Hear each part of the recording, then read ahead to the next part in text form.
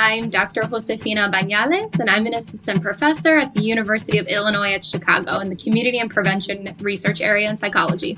Because I'm constantly reflecting on my purpose. And for me, when I'm writing my manuscripts or when I'm talking with youth and doing youth participatory action research, I don't just see these things as research projects. For me, these are all pieces of why I'm here in my career on this earth. To be honest, for me, it's very spiritual, existential reason.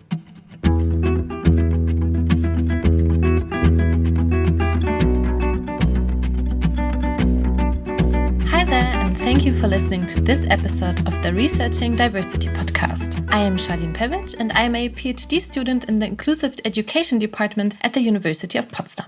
And I'm Miriam Schwarzenthal, and I'm a junior professor at the University of Wuppertal. We will be your host for this episode. So what can you expect in this episode? We talked with Josefina Bañales about critical consciousness among young people. And related to this topic, we also talked about how people can learn with, from, and from within marginalized communities. And in the field of science, we discuss participatory approaches in research and how we can build them. And Miriam, what about you? What did you like most about this episode? I think I really like that Josefina, she really adds a very non-mainstream way of doing research, which really includes listening very carefully to what the community you're investigating says and wants, and not just the researcher. And she really defends the collaborative process of producing knowledge that includes action, reflection, and care from both participants and researchers. And I also really appreciate the way that Josefina talks about the nuances and the complexities of developing critical consciousness. As always, you can find the references to the studies that we mentioned on our website. All right, let's start with the episode. Welcome, Dr. Bañales, and thanks so much for being here with us today. We're so excited to have you on board for our podcast, also because I personally am really a big fan of your research, and I've read quite a lot of your papers, to be honest. So I really think that this research and this perspective is something that we should also research more in the German and European context. So I'm really hoping that maybe this can also be a starting point for that. And what I also love about your research is that you really emphasize participatory approaches and also listening to the voices of adolescents and not just treating them as research participants. So I'm also curious to talk a bit more with you about that. So in every episode, we usually start talking about the past. So the first question I have is, why did you become interested in the topic of critical consciousness among adolescents? Yeah, thank you for the introduction. And I'm really excited to be here with you both to chat about my work and intersections in our work and how this work can apply in different cultural contexts. So thank you for having me. So how did I become interested in the topic? I've always considered myself interested in understanding people, humans, like back in the day when I was a young baby kid, like in Chicago, like I just remember myself just always questioning, like, well, why did they do that? Why did that person say that? Why did they behave in that way? So I've just always been interested in understanding people, but I never knew what a psychologist was. I never knew what that profession was or that people who were psychologists were interested in those types of questions. And so it really wasn't until the end of high school and really in undergrad that I learned like, oh, psychology is a thing. You can understand why people do the things that you do. And I took a class my second year of college with my soon-to-be what would have become Dr. Kira Hudson-Banks, my mentor. And the class was called The Psychology of Racism. And the class could just completely change my life. In the class, we were talking about what is structural racism? How do young people learn about structural racism from their parents, from their schools, learning about healthy racial identity development. And really in the class, I could just feel in my body, like my heart would pound. And I was just so excited to learn about issues that I felt like I always knew growing up, but I didn't speak about it in the way that, a psychologist would, using a technical, fancy terms, right? I just knew in my body that the things I was learning, I already knew, but in a different way. And so in that class, learning about how young people learn about race and how those early formative years of adolescence really shape how we engage as adults, as young adults in the future around racial issues. That period of adolescence being a really sensitive time just really, again, validated my experiences as a young woman of color growing up in Chicago. And I wanted to know more. I wanted to know, what are the early contextual factors that shape how young people understand racism in their lives? And ultimately, what promotes them to actually do something about racism in their lives? So it was really because of my mentor, Dr. Kira Hudson Banks, and that class, Taking Psychology of Racism, that ended up shaping my research from there on as a second-year undergrad student to now as a professor teaching this class now. Wow, yeah, that's a very impressive story, actually, I think. And what eventually motivated you to really go into research? I mean, that was really the beginning, I think, and did you already gain research experience then as a second-year student? Or how did that come to be that you actually ended up being a researcher? I'm a first generation high school and college student. So being the first in my family to graduate high school, first in my family to go to college. And this was literally like the second day of college. And a professor had said, if you want to go to grad school, you got to do research. And I was like, I don't know what grad school is. It sounds like more school and I like it. So I want to do grad school because that means more school, just really loving school and just learning. And so from there, I had actually reached out to Dr. Kira Hudson Banks, not even at the time really truly knowing what she was studying. I just reached out to her to be a research assistant in her lab because I heard from somebody that you got to do research to go to grad school. And I reached out to her and I was like, I'm a freshman. Can I work in your research lab?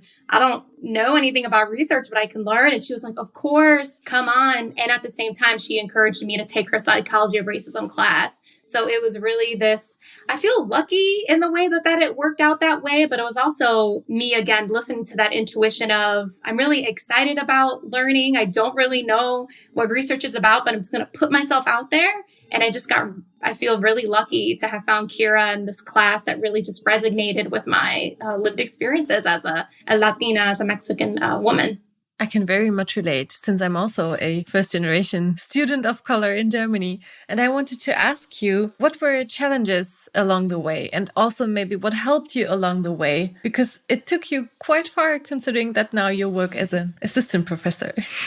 I think, with being a first generation college student, and, in many ways, I still feel like this now as an assistant professor, it's just figuring things out, what sometimes feel like by yourself. And not all the time. Like I've been able to cultivate like a community of other first generation college students and now assistant professors, doctoral students when I was a PhD student, to really co-navigate this process of being the first in many ways in these academic spaces that weren't made for the success of Black women, Latina women, for low-income families, low-income people, immigrants. And I think it's just been the challenge, really, and I would still say still a challenge, is not knowing what's the blueprint, right? How do you navigate reading a research article, back in the day when I was an undergrad, not really knowing what that was about. And that really not going away. I'm still wrestling with that. So I would say that's a challenge. But like I mentioned, over time, I've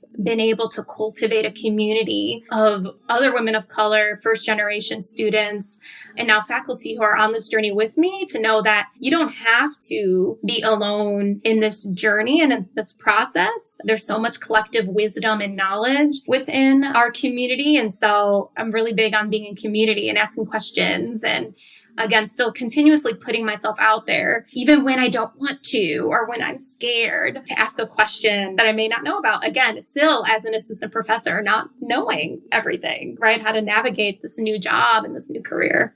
Yeah, thanks for your answer. I would be interested in your opinion on doing research on topics which are particularly important for minority group members, like may it be their ethnic racial background or socioeconomic status, as being minoritarized in a society. So these topics are important because they themselves suffer, when it comes to injustice, racism, or what they can profit from. So anti-racism or community work. So what role does doing research about these topics play? Yeah. Oh, what a rich question. So important. And I think there's so many different ways that we can take this question. I think about it through going back to the previous question of like the challenging part of doing this work, as well as the amount of satisfaction and just motivation that I have to do the work, because my research on how young people reflect on, challenge, and critique systems of oppression, mainly racism, and in my work, mainly focusing on Black and Brown youth, these issues are not just abstract for me, right? These issues are very personal. When I write my papers and when I'm talking with young people about their experiences in schools or in the communities, I'm thinking about my niece. I'm thinking about young me, little baby me. I'm thinking about my family, and that these are just not abstract concepts, that it is important to understand how we promote the thriving of kids of color, because it's a immediate issue that we have to understand. This is pressing knowledge that we need.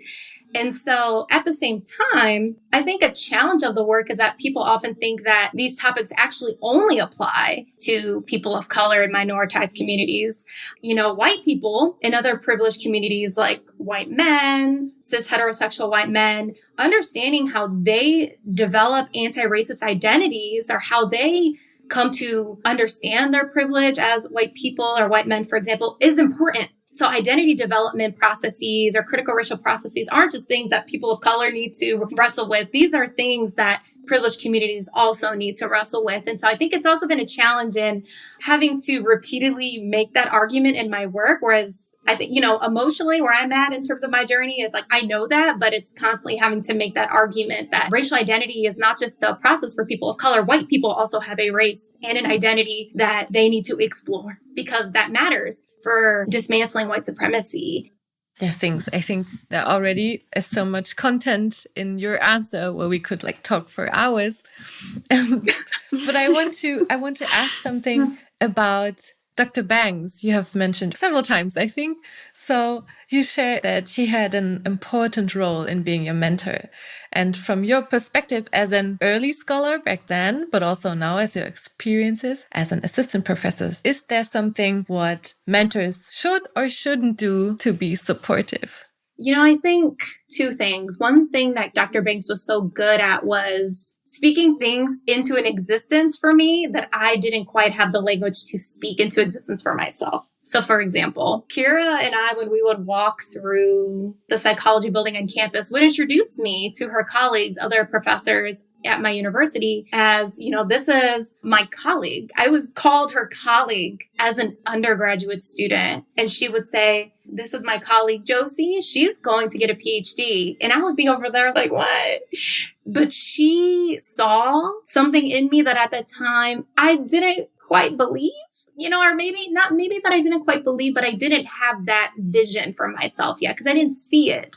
It took some time to get to that place. But I think something that I would tell mentors is being able to really hype up your students, hype up their strengths, their assets, remind them, tell them about themselves, tell them how they contribute to your research, how they contribute to your studies, not just how you, as a person with a PhD or advanced education, how you can help them. How can they push you in your work? And treating them as a colleague in that just makes a world of a difference. You know, you can see gains in self-esteem, increases in their interest in the work. So I would say that's a do of mentoring. A don't, I would say, you know, and I think about this too, like in the realm of my research, I really try to create collaborative environments with my students and with my mentees. So rather than being hierarchical and saying, you know, do this because I said so, that's not going to work. Really taking time to develop these relationships with your students, getting to know them holistically. Why do they want to gain more research experience? Why do they want to learn about this topic? What's motivating them? Get to know your students beyond the, you know, very superficial, like, hi, I'm good. I need a research credit. Really get in there and try to get to know them and see what excites them. And so in getting to know them, you can start developing these more collaborative relationships in that, again, you can see how they contribute to your work and of course, how you can also contribute to their work as well. More bidirectionality rather than like hierarchical. I love that advice, actually. I just thought there should be trainings for mentors or something, where everybody also learns about these things, because usually, people are just thrown into that. And I think these things are often not considered. So I think these are great points, actually. And I also thought this is also a bit reflected in your research, actually, this approach of really listening to people's voices and not just like imposing a hierarchical relationship, and thinking you always know better than them. So I was also wondering, with your research approaches that might not always be completely mainstream, maybe like youth participatory action research, how was that for you? Like, was it always easy to implement that, or what challenges did you encounter along the way? Yeah, so youth participatory action research, or YPAR, is an epistemological approach. And so when I say epistemological, meaning like a way of knowing, a way of doing, a way of being, is as you said, Miriam, is a less mainstream way to research because it's slow. It's not a clear roadmap in how you are going to solve a question. It's really grounded in what the community thinks the issue is. What do they want to explore? What tools do they want to use to explore the issue? And what do they want to do with that information to address that issue that they're exploring? So YPAR, Youth Participatory Action Research. So that process being with young people. It's exciting and confusing and hard and rewarding. So right now, I'm doing a youth participatory action research project with Latinx youth in Pittsburgh, all around what does it mean to be a Latina youth in Pittsburgh. And Pittsburgh is a community that's called an emerging Latinx community, meaning that it's a community with a small percentage of Latinx people. So they're more recent immigrants into the community. And that community doesn't have infrastructure to really support Latinx youth and families there. So, for example, there aren't, these particular Latinx families are bilingual. So they speak Spanish, English, but then some of them only speak Spanish. So they don't have the infrastructure of having services in Spanish for these families. And so with working with youth in Pittsburgh, really around what does it mean to be Latinx, it's really asking that question with my co-researchers who are youth. And we're really at the beginning of that project. That's where we are, just talking about what that identity means to them. And over time, what we're going to do is learn more about what is mainstream research, what are some tools that they can use in their work, like surveys, interviews, but also leaving room for creativity of what they want to do. Maybe they want to film a podcast, or they want to interview some local political officials, or maybe they want to interview each other or their family members. There are a ton of other methods they can use, like testimonials, which is reflecting on their own personal life experiences through diaries, things like that. And so those methods aren't what I learned how to do in my PhD program at the University of Michigan. It was really my collaborations with other women of color faculty, like Dr. Adriana Aldana, she's in social work, who really helped facilitate me learning about these methods and connecting me with youth communities in Michigan, because I wasn't learning them in my pretty traditional developmental psych program. And so that work is exciting because I know that it's going to increase the likelihood that we capture nuance and complexity in Latinx youth experiences that the current literature doesn't have, because the current literature has really focused on using quantitative measures to assess identity, which is important knowledge. I do also do quantitative research, but it's not the full picture. When you let young people, or when you collaborate with young people to share their own stories and also create the methods that they use to share those stories, you're going to get some different stuff than what the quantitative measures can tell you. It's really exciting, but it's also tough because I've had to learn these skills kind of on the side. It wasn't a part of my core training. And so now as a professor, I feel really excited to be in a community psych program that really values this type of training of graduate students and undergrads. And so I will eventually be teaching these more community-based approaches. So my students hopefully don't feel like they're doing this work on the side. It'll be core to their research training. Thanks so much. I think that's a really, really interesting research approach also, and something I'm also very curious about. So I think also looking forward to hearing more about the results of that. Just one question, looking back at your journey. So you already told us about the journey that brought you into research. Is there any advice you would give to other and more junior researchers, maybe from what you learned along the way?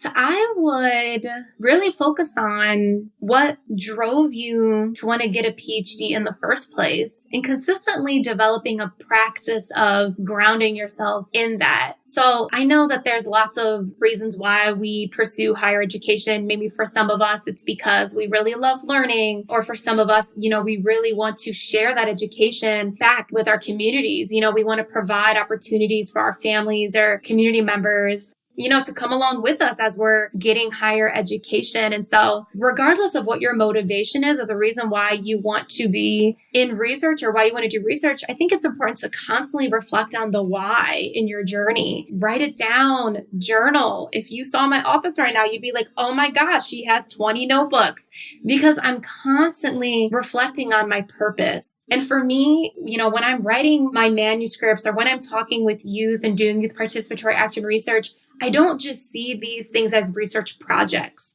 For me, these are all pieces of why I'm here in my career on this earth. To be honest, for me, it's very spiritual, existential reason, because my mission is to do work that contributes to the healing and liberation of youth of color and their families. And so that's my why. And so I'm constantly thinking about that when I'm writing, when I'm in the community, when I'm teaching. And that just fuels me. That gives me energy, because it's tough, right? It's hard being an undergrad. It's hard being in grad school. We have all these requirements, and there's other barriers that are compounded on that, when you're a first generation college student, or you're a single parent, or you're a parent, or you're low income, for example. And so it gets hard out here. That's one thing, reflecting on the why. The other thing would be cultivating that community of support, because none of us on this earth, I don't care what profession you are in, has done this work by yourself. Nobody has gotten to where they are alone. They have gotten there because they've had people supporting them in different ways. And so I would encourage people to really put themselves out there. And I know it can be hard and challenging and scary, but really trying to cultivate a community of care with other people to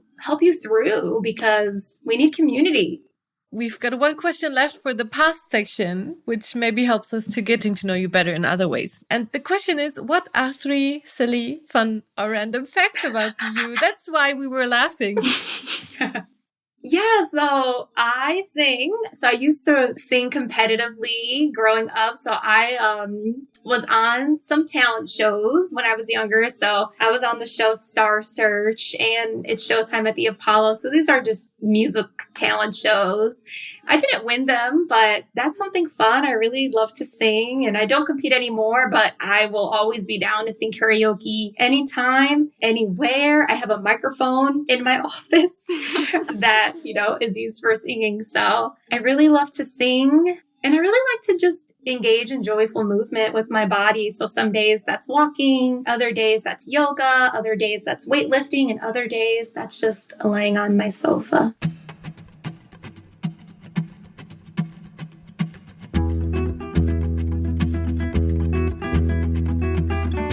This brings us to our next section, the present. So which paper did you bring today? So I brought a paper by Dr. Roderick Watts and Constance Flanagan. It's called Pushing the Envelope on Youth Civic Engagement, a Developmental and Liberation Psychology Perspective. And if you had to explain this paper to your grandma or your granddad, how would you do this? We love this question, as you can tell. It's such a good question, right? Because, like academics, you get into all the, but focus on the here and now. So civic engagement is the ways in which young people specifically, show up to do something that advances the well-being of their community. Why I love this paper so much is that Dr. Watts and Flanagan really push the field that studies how youth engage in that, youth civic engagement, really to think critically beyond civic engagement. So like I said, civic engagement is the ways that young people advance the well-being of their community. That definition of civic engagement doesn't directly call into the fact that there's oppression in society and that young people could challenge oppression, that young people have the capabilities, the competencies to engage in those behaviors. And so this paper really challenged the field to say, young people do engage in civic behaviors like helping their community members. They do things like vote But they also do other stuff too that is more critical forms of engagement that we would say, like they are protesting for changing unjust laws. Young people are forming student groups in their schools to challenge racial injustice, white supremacy, classism. And so this paper really got us thinking more about more critical forms of civic engagement. Sometimes we call them activism. Sometimes we call it critical action. But it's really challenging us, the field, to move beyond just those more traditional forms of civic engagement. Again, like helping a friend gain knowledge to mainstream political processes like voting, which is important. Voting is important. Talking about voting is important, but that's not the only thing young people can do to contribute positively to their communities. And a central construct that's mentioned in this paper and also a lot in your own research is this construct of critical consciousness that you also mentioned before. And could you just briefly explain to someone who's maybe never heard that before what that encompasses? So critical consciousness, we think about it as this multidimensional construct, meaning that it's something that has different components to it. And it's the ways in which young people come to understand the social world as being shaped by structural oppression. So their development of a critical analysis, meaning that this is young people's ability to critique the fact that there are laws that make it harder for Black and Brown communities and linguistic minorities to vote. It's not because these communities don't want to vote. It's because there are laws in place that make it harder for these communities to show up at the polls, for example. So that's one component of critical consciousness, more of this world view analysis, critical analysis, we call it. So it's young people developing that critique of systems as opposed to just blaming individuals for their stance in society. So it's one component. Another component of critical consciousness is more of this motivational piece. So this is when young people feel like they can actually do something to make a change in the world. So we call this like critical motivation or political efficacy. So this part of critical consciousness, again, acknowledges that, sure, it's good to be critical of systems. It's important to not blame individuals for their circumstances, but you also need to feel like you can actually do something about those oppressions that you're aware of to actually result in some sort of change. Your ability to feel efficacious is really important because if you feel helpless, you're probably not going to be able to, or it's going to be harder for you to actually to show up in ways that challenge oppression. So that efficacy is another component of critical consciousness. And then finally, the other component we call more of like critical action or activism, or more of like those behaviors that young people actually engage in to challenge oppression. So, when you hear critical consciousness, and sometimes you may think, oh, it's the analysis of the structural oppression part. It's the analysis because, consciousness, it's like thoughts. But it's really this process that young people go through to challenge oppression. It acknowledges that their understanding of the world matters, their feelings about their agency to challenge social issues matter, and then the behaviors that they take matter. It's this multidimensional process that shapes whether and how they're going to challenge oppression in their lives. And I think some people usually put forward the critique that if you really think about what's wrong with the system and you really focus on critiquing the system, that it would make you disengage from society. But I think you also actually looked at that in your own research. And what would you respond to these people? Would you say that's true? Or what does your own research say about that maybe?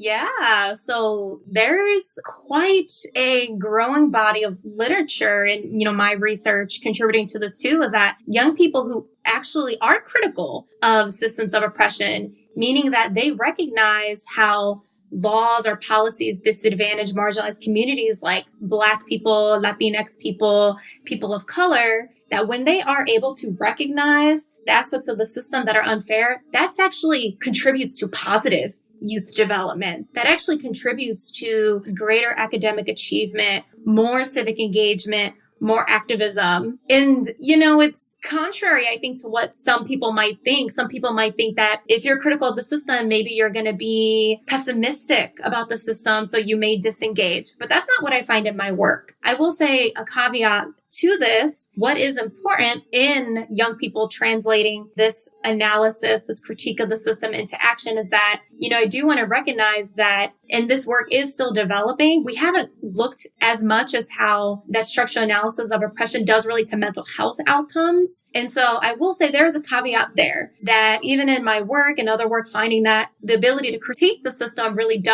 is associated with positive outcomes, that if we had some more research that's longitudinal or research that looked at other outcomes that's like mental health related, like depression, we might be able to tease apart that, well, at the same time, yes, it's good for positive youth development outcomes like academic achievement, but it could be potentially also causing distress for maybe Black youth activists or queer youth of color who are constantly engaging in the critique of these systems and actually in the streets challenging oppression, because this work is hard.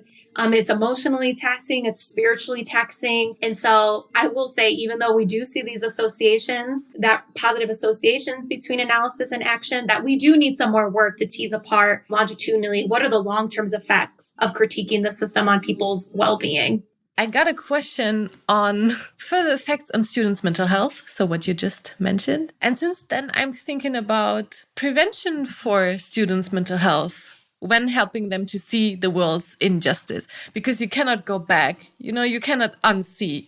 So my question is, when we're becoming more critical conscious, or we're helping youth to become more critical conscious, what should we bear in mind when it comes to their mental health? Or further, do you have any ideas on how we can prevent youth mental health? So my head initially went to the correlation between the two. So thinking about so there's theoretical work by like Dr. Lon Hope, Dr. Nkemka Aniwo that looks at Black adolescents' personal experiences with discrimination and how that actually does relate to higher levels of critical consciousness. And so essentially meaning that, when I personally experience injustice, that it's more likely that I'll also be able to see that, there are other people in society who are also affected by injustice through policy. So there's something again about that personal experience with oppression that allows you to see beyond yourself and see that other people are also affected by oppression. So that's initially where my thought about your research findings went, but I guess we're not sure if those things are correlated, but that's what I know theoretically and empirically by their work. In terms of mental health and the supports that we can provide young people as they develop a critical consciousness, it's really focusing on, I think it's important to be honest with young people. There's a lot of misinformation here in the United States around what can young people handle when it comes to talking about the real truth of our communities, right? So young people in the United States talking about genocide and the mass removal of indigenous communities by their land, or the enslavement of Africans in the United States. And there's a lot of misinformation that, this is too much for young people to handle. Young people can't talk about these things, which is not true. Young people have the ability to question and explore and understand the real life racial atrocities in their country because they're just learning facts. But at the same time, this learning about systems of oppression, it can be distressing, especially when you see yourself in those narratives, right? Or in those stories. If you're Indigenous, or say if you are African or African American or the descendant of enslaved Africans, that's painful because you're looking at, you're learning about your ancestors. And so we do need to also be mindful of how we're thinking about young people's emotional well-being in this. What social supports are we providing to remind them of the beauty of their communities? Your communities aren't just about oppression. Your communities are creative and strong. And also, you're also just regular people, just living your lives. Your lives are not centered around your oppression. And so I think that dual narrative of talking about the reality of the racial atrocities of, that happened in Germany, right? So much there, the Holocaust. And here in the United States, with land displacement and forced enslavement, recognizing those atrocities, but at the same time, recognizing the beauty of marginalized communities, that they're more than just their oppression. And also really focusing on that agency, because when talking about systems of oppression with young people, and I see this in my work with youth, at the beginning, it can actually feel distressing when you're talking about historical policies that are making it hard for you to attend equitable schools. You're like, oh my gosh, I feel like the cards are stacked against me, or the odds are stacked against me. So it's really important to, at the same time, help guide young people to understand what are their spheres of influence in their lives that they can actually today disrupt oppression. Maybe it's talking to a family member about bias in their family or their values around social justice. Maybe it's talking to a friend. Maybe it's going on social media. Maybe it's writing poetry. I think constantly reminding young people that they have power and they can use it in ways that resonate with them so it doesn't feel so distressing. Yeah, I think it's interesting. You mentioned that also these different ways of engaging. And I was wondering, because in the paper, the authors also say, it's such a political development is such an important task in adolescence. But then I was also wondering, what do you think? How may this critical action also be different among adolescents and maybe compared to adults? Because I think Watts and Flanagan, they also mention an important part is the opportunity structure, and there are things maybe that are hard for adolescents to do, like voting or these types of critical action. So what do you think? How would you say may critical consciousness and critical action look different among adolescents potentially?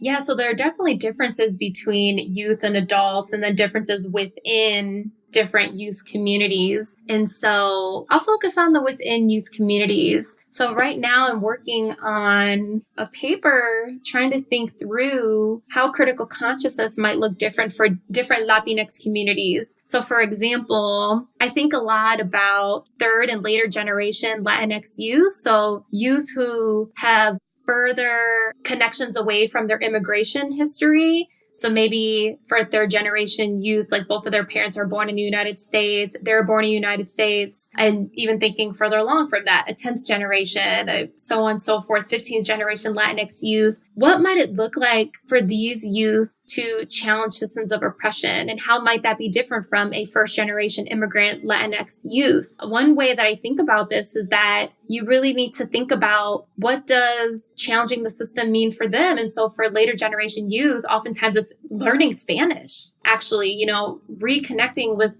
if one doesn't speak Spanish or if one is maybe less aware of their cultural history because they and their families have been in the United States for decades and through forced assimilation and not being able to retain Spanish in the home or in schools. We know there's tons of laws historically that have permitted and still continue today prohibit young people to speak Spanish in schools.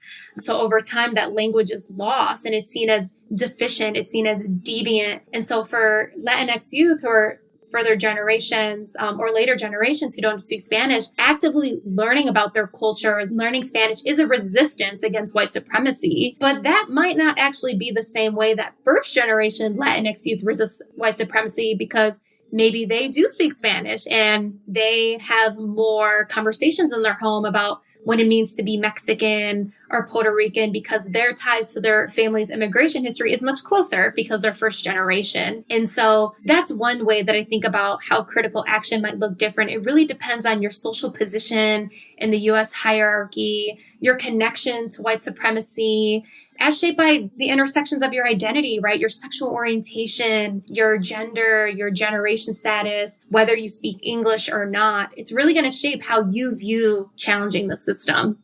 Yeah, I think that's a very interesting thought, actually, and also something that I'm thinking a lot about in Germany also, how that may look like in different communities. So I think that gives me a lot of food for thought. One other question I had was, you already mentioned that sometimes schools, by demanding assimilation, can also really contribute to inequity. But in your research, you also look at how schools may also foster critical consciousness, actually. And you had a study where you looked at different types of school climate. So can you tell us a bit about what can schools do, or what did you find in your research? What works in promoting critical consciousness in schools? So in the study that you're referring to, we looked at how the messages that schools give young people around race. So do they give critical consciousness messages to youth? Meaning that are they having discussions with youth about the history of racism in the United States? Are they talking about white supremacy? Are they engaging in these conversations about race in the classroom? And at the same time, are youth perceiving that their schools are doing the opposite? Are young people seeing that their schools are trying to avoid talking about race? Are they trying to minimize the importance of race and understanding how the school functions or how society functions? So in that study, we wanted to see what might youth who perceive these different messages, how do those messages relate to different critical consciousness outcomes? Is it that, the more that young people talk about race in school? Does it relate to engaging in challenging racism? What are the associations? What we found was that first, young people actually perceived talking about different messages about race in school. They actually got mixed messages about racism in school, which is pretty consistent with what the literature finds in the fields of education, sociology, and psychology, that young people perceive colorblind messages and at the same critical consciousness messages. So they were told to think about race and at the same time to not think about race. Very confusing. But even still, even though they got these mixed messages about race, those messages related to different critical consciousness outcomes. And so youth who were encouraged to think about race, they were more likely to engage in anti-racism action that challenged racism in their communities. But youth who were told to not think about race or who perceived those colorblind messages, that didn't relate to how they challenged anti-racism action. So there was no association. So again, even though they perceived these mixed messages, it was really only the messages that encouraged them to think about race that related to them actually challenging it.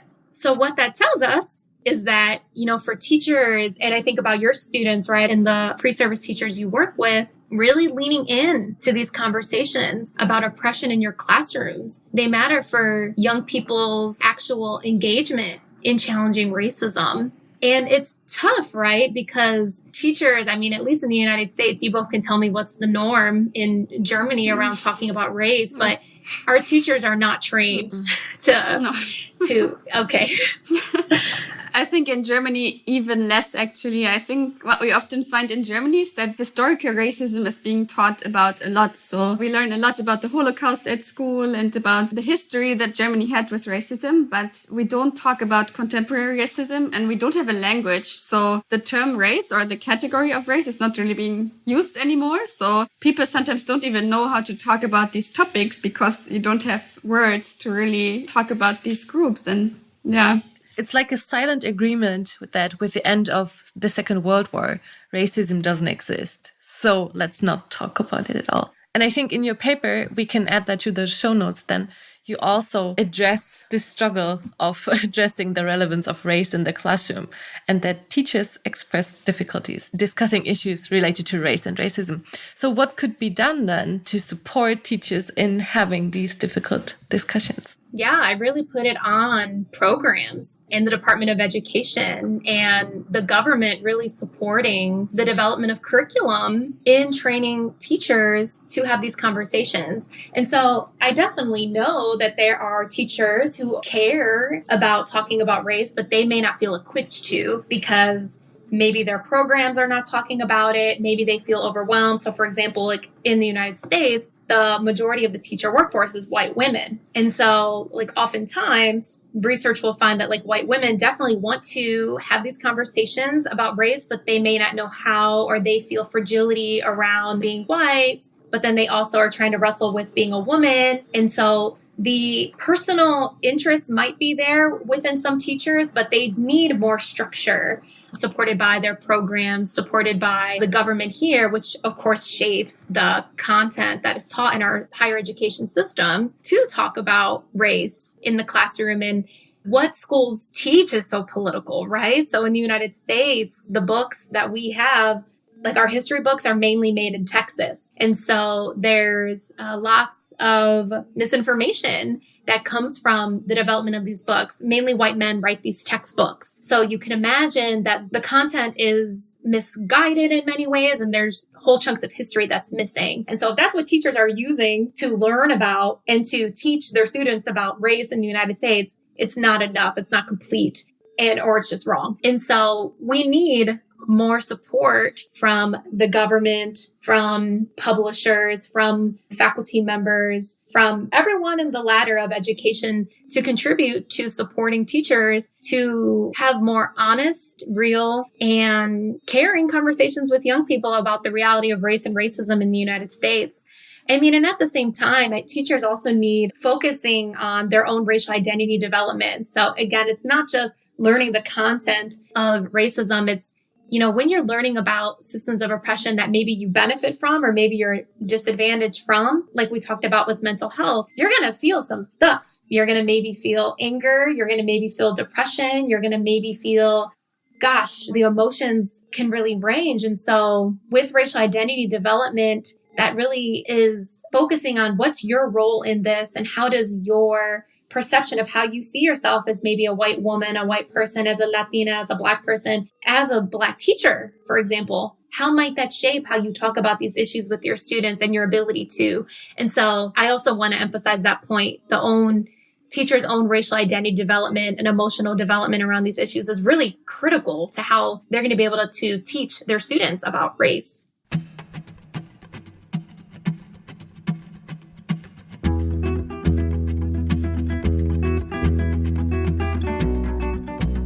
That brings us to our next section, the future. And in this section, we really want to know, what do you think or what changes would you like to see in the upcoming years regarding research on your topic?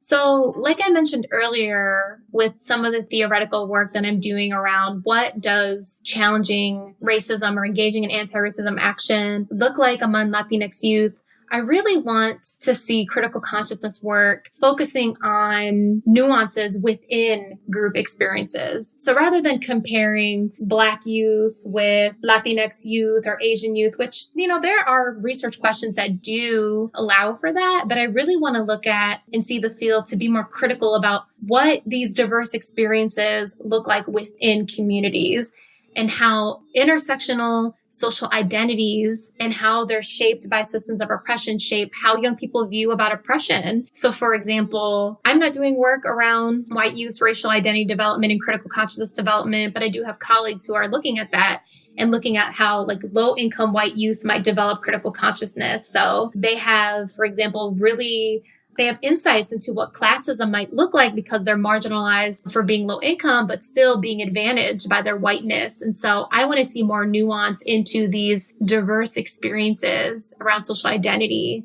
and how that relates to how young people show up for challenging oppression in their lives, whether or not they're oppressed by it or privileged by it. Some more nuance there.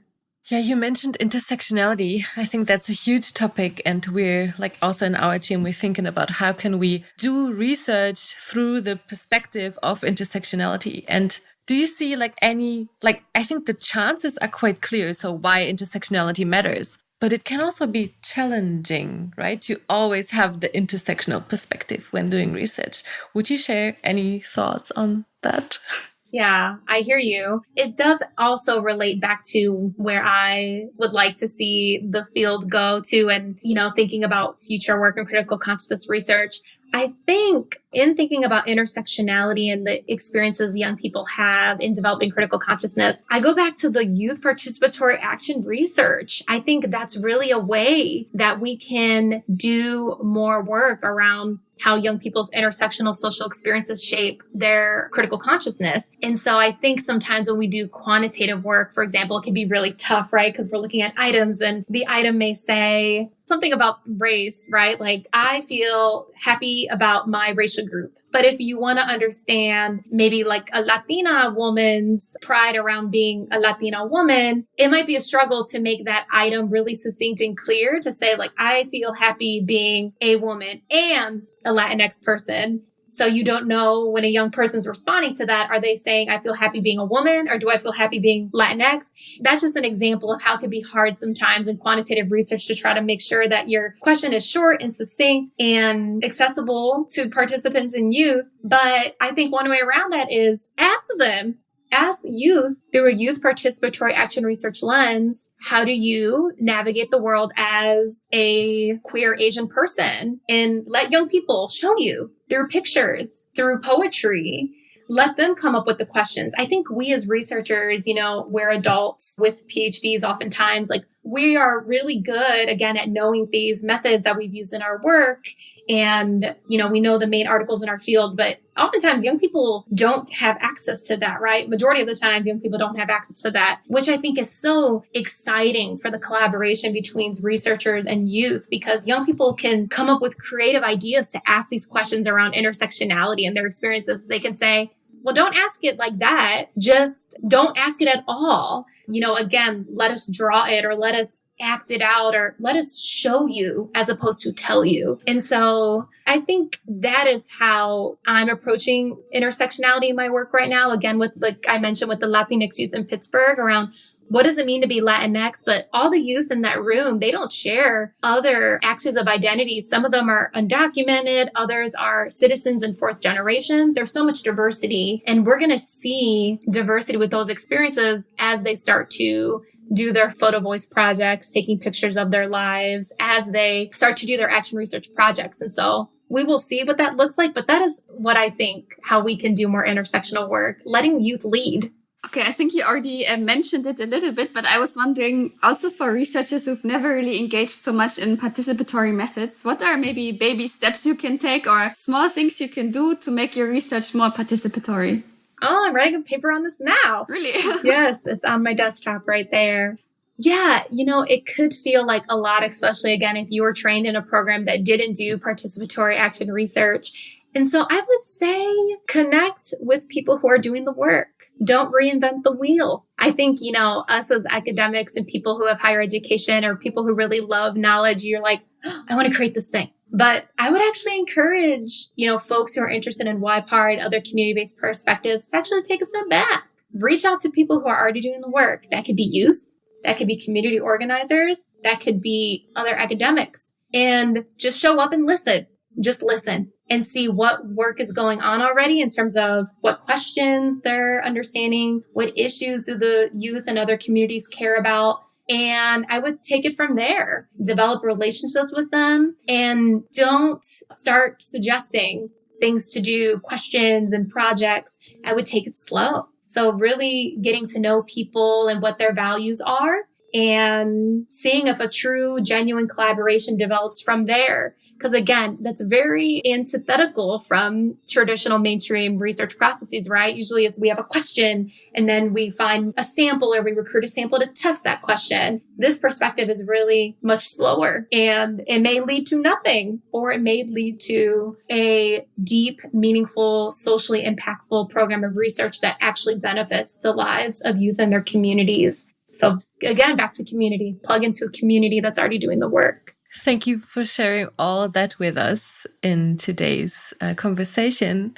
We've got one final question left, which is, how do you stay motivated in your job as a researcher? So like I mentioned before, I just reflect on my mission in life, and it's for the liberation of youth of color and families, Black and brown youth. I want my people to be free. I want marginalized communities to live life of freedom, of healing, of joy. And, while I'm doing this work, I mentioned I'm thinking about my family. I'm thinking about my community, where I'm from. This is not just abstract questions that I'm thinking about. It has real life implications for people that I love. And so that's what motivates me. It's love. Love for my people, love for Latinx communities and other communities of color. Well, I think we've reached the end of the episode. So thank you so much, Josie, for joining us today. I took so many notes and things I want to take away also from my own research and kind of perspective on research. So I think that's wonderful. Thank you so much for helping us increase visibility of outstanding social scientists like yourself and of cutting edge research in the field. Thank you all for listening and talk soon. We want to thank Minor Revisions for the music, Max Kersten for post-production, Lotte Koyman for logo design, and Zainab Alpay for artwork. Make sure to visit our website for bonus materials and to follow us on social media at Researching Diversity Podcast. Stay tuned and talk soon.